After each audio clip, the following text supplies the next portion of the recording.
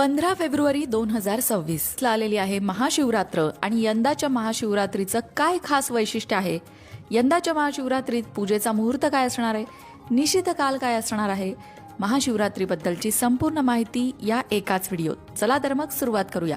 मंडळी, हे तर सगळ्यांना माहिती आहे की महाशिवरात्रीची रात्र महत्त्वाची असते. या रात्री भगवान शिवशंकरांची पूजा केल्याने, त्यांचे स्तोत्र म्हटल्याने, भगवान शिवशंकरांच्या नावाचा जप केल्याने सर्व पापांचा नाश होतो, शिवलोकाची प्राप्ती होते, मनोकामना पूर्ती होते. इतका महत्त्वाचा महाशिवरात्रीचा दिवस असतो. चतुर्दशी तिथी 2 दिवसात विभागलेली असेल तर ज्या मध्यरात्री चतुर्दशी येत असेल ती शिवरात्र मानली जाते. यावरून शिवरात्रीचा काल निश्चय करताना दिवसाला महत्त्व नसून रात्रीला महत्त्व आहे हे लक्षात येईल. बाकीची माहिती भरपूर झाली. मुद्द्याचं बोलूया की यंदाची महाशिवरात्र नक्की कधी असणार आहे.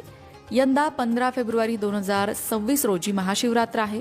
अन्य व्रतांमध्ये पंचांगानुसार सूर्योदयाची तिथी मानण्याची प्राचीन परंपरा आहे, परंतु महाशिवरात्रीत मगाशी म्हटलं तसं रात्रीला महत्त्व असतं.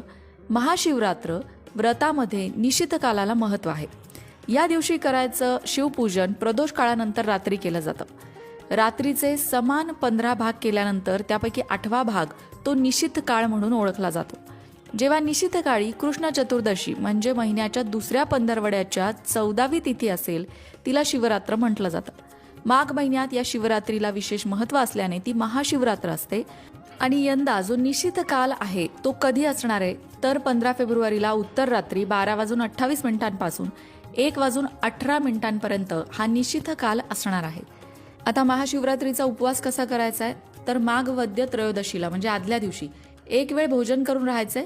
चतुर्दशीच्या दिवशी सकाळी स्नान करायचं, शिवपूजन करायचं, व्रताचा संकल्प करायचा, उपवास, पूजा, जागरण या 3 प्रमुख गोष्टींनी भगवान शिवशंकरांची उपासना करायची. रात्रीच्या 4थ्या प्रहरापैकी प्रत्येक प्रहरामध्ये वेगवेगळ्या पद्धतीने शिवपूजा केली जाते. तिला यामपूजा असंही म्हटलं जातं. पूजा करताना शिवाला विशेष प्रिय म्हणून बेल, आंबा या सगळ्या झाडांची पानं वाहिली जातात. विशिष्ट वर्षव्रत केल्यानंतर त्याचं उद्यापन करता येतं.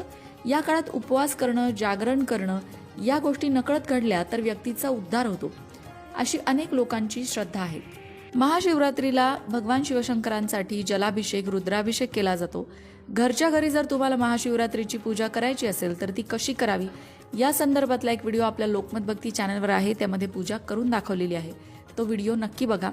या दिवशी भक्तिभावाने शिवाराधना केल्यास भगवान शिवशंकर प्रसन्न होतात, शिवभक्तांच्या सर्व मनोकामना पूर्ण करतात असा उल्लेख पुराणांमध्ये येतो, धार्मिक कथांमध्ये येतो. महाशिवरात्र का साजरी केली जाते यामागे सुद्धा